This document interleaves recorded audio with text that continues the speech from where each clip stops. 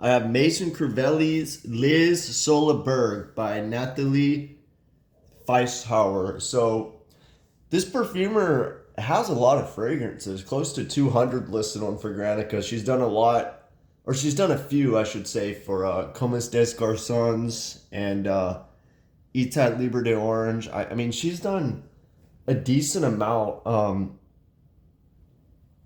She's done a decent amount. So this fragrance, it's a little confusing to me because I've had it in my collection to sample for a couple of years at least, probably, and it's something I never really revisit or think about. But I tried it on today and I'm like, this is kind of interesting. It evolves, it's complex. So immediately I get this floral that's kind of just, at first I dismiss it because I'm like, it's not that good. But then it kind of leans vintagey and I'm like, thinking to myself, why does it lean like that? It kind of reminded me of Estee Lauder's private collection, but without the greenness. Take away the synthetic jungle aspect of private collection. I believe synthetic jungle copied or was inspired by Estee Lauder's private collection, but kind of the vintageness that you get from that fragrance, I get from this one mixed with something like Etat Libre Orange, like this, the pumpkin carrot seed fragrance, I believe.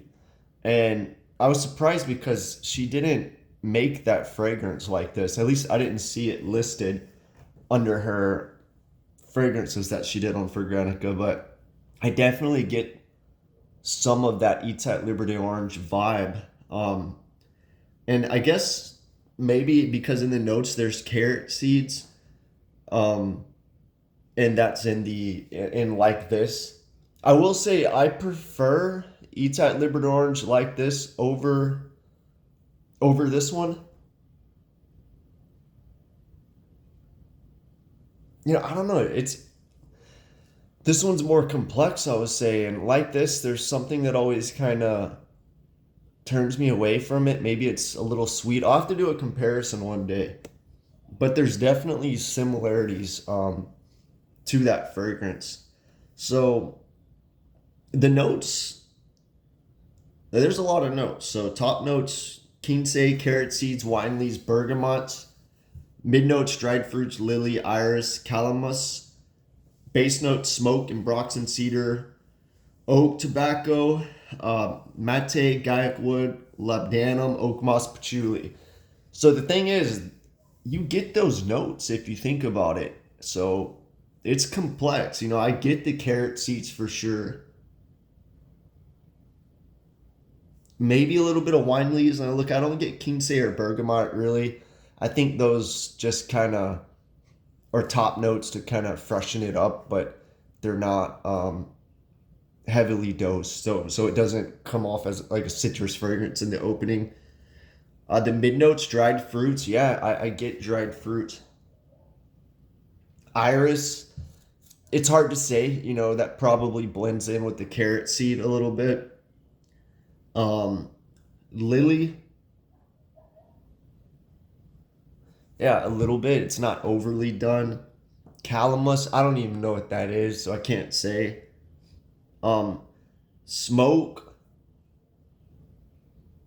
Yeah, a little bit of smoke in there mixed with the dried fruits. In Broxton, I don't really get it. That's probably a good thing for a lot of people. Cedar and oak. Gaiac wood, yeah, it has this woodiness. It's hard to pick out which one it is. Yeah, I get the Gaiac wood. It kind of goes with the smoke, a little bit of cedar.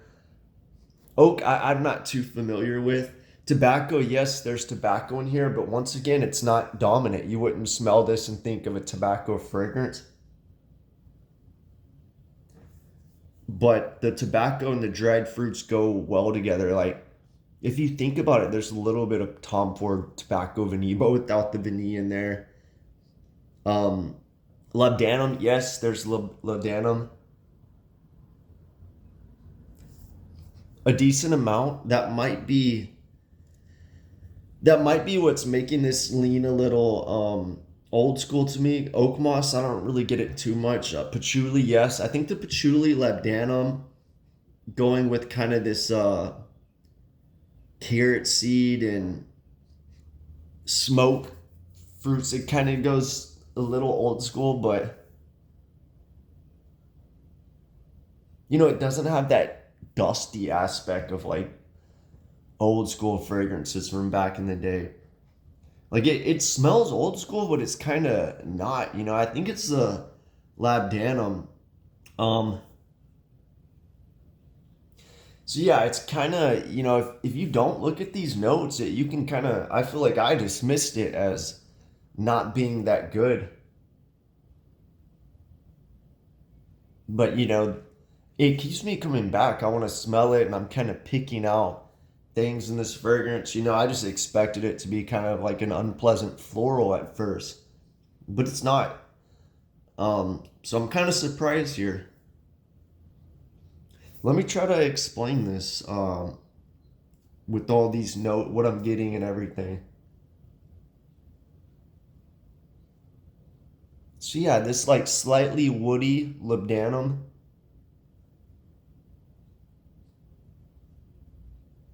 with this carrot seed.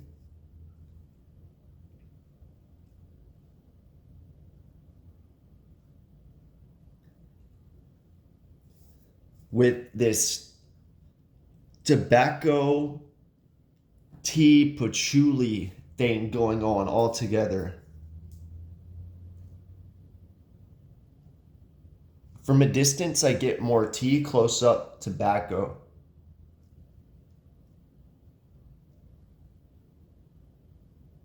But think if you have like a jar a couple feet away with patchouli, tobacco, and tea in it, and you're kind of getting the aroma of that, and you're wearing a labdanum carrot seed fragrance with a little bit of dry fruits. That's kind of it.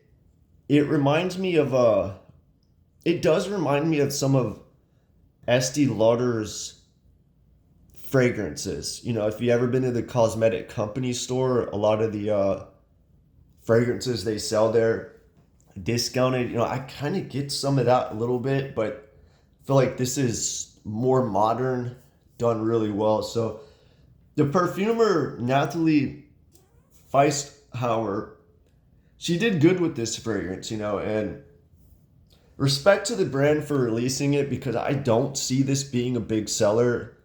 I feel like it's not. I don't hear anybody talking about this, and I feel like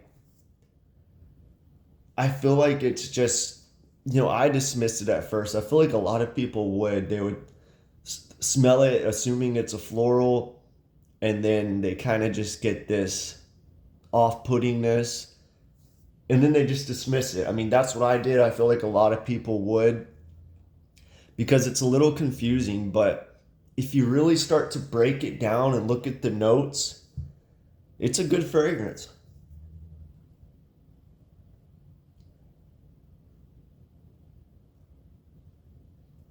Would I want to wear it? That's the thing. Like, when to wear this? Would I wear it? That's the thing, I feel like. Because you would think it's a spring fragrance, but I would say this leans more fall.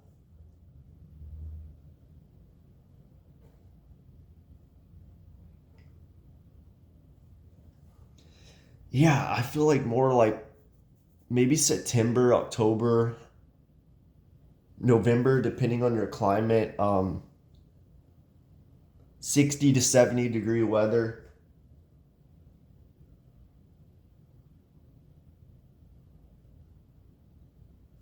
I think it leans classically feminine, but nowadays I would say it's unisex. Yeah, maybe the opening more feminine, but as it dries down, more unisex. But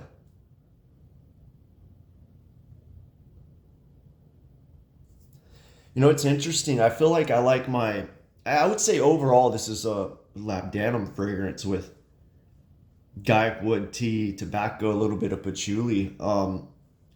but not overly done. You know, you would expect a massive amber or something to go with those notes, and there's not. I feel like I prefer more ambery labdanum, but you know, this is interesting. I do like Eats at Liberty Oranges like this, and I get the similarities, so I'm gonna do a comparison video one day on those two and see which one do I like more, because I feel like that one has this pumpkin that makes it interesting and maybe worth buying, you know? But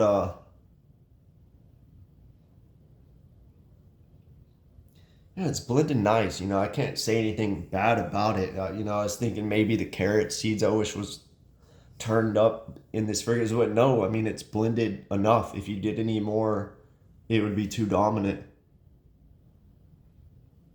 The smoke, you know, it's barely there, but detectable. Maybe the only thing that's turned up too much in this is the labdanum patchouli, but I feel like if you didn't do that, the fragrance would be kind of weak.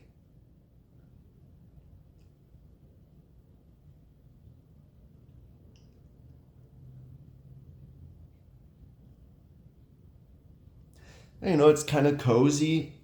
I feel like there is this lily aspect, kind of this white floral that's over it that just makes it kind of light and like this feminine vibe to it a little bit.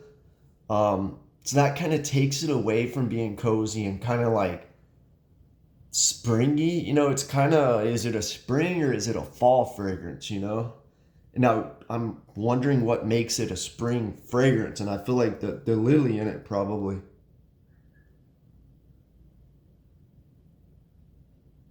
Because there is this almost spring summer aspect to it that's just like a light cloud floating above all of the heavier notes. But overall, the fragrance is like a fall fragrance, you know?